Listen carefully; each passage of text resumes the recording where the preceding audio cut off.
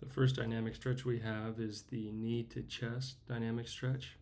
And the reason we're doing dynamic stretches is we want to stretch and warm up the muscles before more intense cardio exercises, but we don't want to resort to static stretches, which is stretching without movement.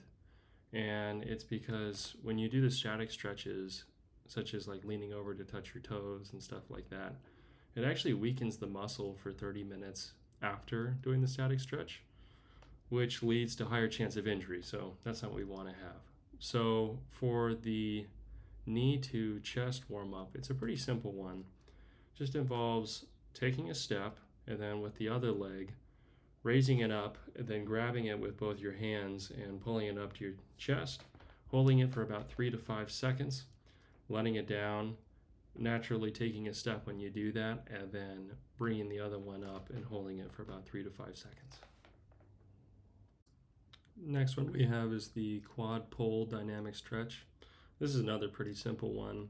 It just involves taking a step and then with the other one bending it at the knee and grabbing your ankle with your hand and pulling up your foot close to your butt and stretching out your quad for about 3 to 5 seconds and then just letting the leg go, letting it swing out and doing it on the other side.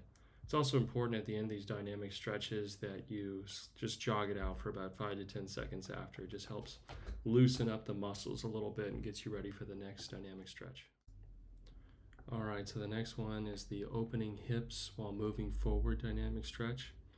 And this one's really important for tennis because tennis hip movement is so central to getting a lot of your power, right? So we want these hips to be nice and flexible, and also doing this prevents injury so we can be playing tennis for a lot longer. So how I like doing this one is taking a couple steps and then with one leg, we'll just say starting with the right leg, starting from an outward position with your legs pretty far open, your hip open, raising it up, almost like you're stepping over a hurdle, and then bringing it back to center. Taking a couple steps, then with the other leg, starting from the outside, bringing it over a hurdle and bringing it back. And doing about 5 to 10 on both sides, whatever feels comfortable for you. All right, so the next dynamic stretch is opening hips, but this time moving side to side. And we're going to use the stepping over a hurdle analogy because I think it helps us picture what to do. But this time we're going to choose a side to face. As you can see, I'm facing away from the net. And imagine that there's a hurdle right next to me. Now, with my leading foot, I'm going to raise it and then bring it over the hurdle, landing. And my other foot, which has not moved yet, I'm going to raise that one and bring it over the hurdle to meet where my other foot landed. And continue that pattern, bringing one foot over and then the other foot over the hurdle. Do it about 5 times facing one direction. And it's important to turn around and do it the other way so that both legs get that same movement. All right, the next dynamic stretch is the Frankenstein walk, just like the movie. And we're going to be looking just like him in this. So this one warms up the hamstrings, and that's really important because the hamstrings are what slow us down when we're running. And they're actually a fairly underused muscle for athletes.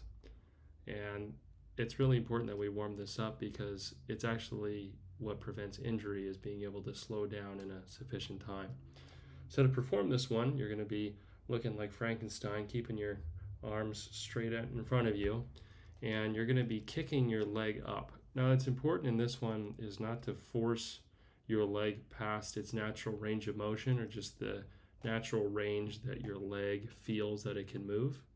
You want to be pretty in tune with your body on this one and just let it kick up. And as long as you feel a moderate stretch on this, it's okay. But try to do 10 reps on both legs. Next dynamic stretch we have is the karaoke step. It's almost like a dance move actually, but this one's a little hard to explain, but you're going to be facing one direction, like the band, and you're going to start by moving your outward foot over your lead foot, and then bringing your lead foot that you just passed back to its starting position, then bringing your foot that you originally moved with around behind it, and then alternating moving the now back foot back in front, and repeating that pattern over and over again. This drill is important because it incorporates some lateral movement, because tennis has so much lateral movement in point play that we want to start warming this up, not only for cardio workouts, but also for tennis, as well as protective, and also warming up the muscles that we're going to be using in point play. Next dynamic stretch we have is the lunge walk. And this one I recommend doing a little bit slower, just because this one is actually more similar to an actual exercise than a dynamic stretch, but it uses a lot of the movements that we would use in tennis, like bending down, preparing to hit a tennis shot is the same motion as doing a lunge. So that's why we practice this and warm this up. So when doing this, you want to get in a natural lunge position. And if you, in the video, I don't take steps in between, but you completely can take a couple steps in between each. And this one, be careful and go whatever feels natural to you. Like if you want to take it slower, it's totally okay to do that. You just want to practice getting in these positions so that when you're in tennis, not only is it easier to get lower to the ball, which is going to help with your ground strokes, but it will also help prevent injury and help warm you up for tennis.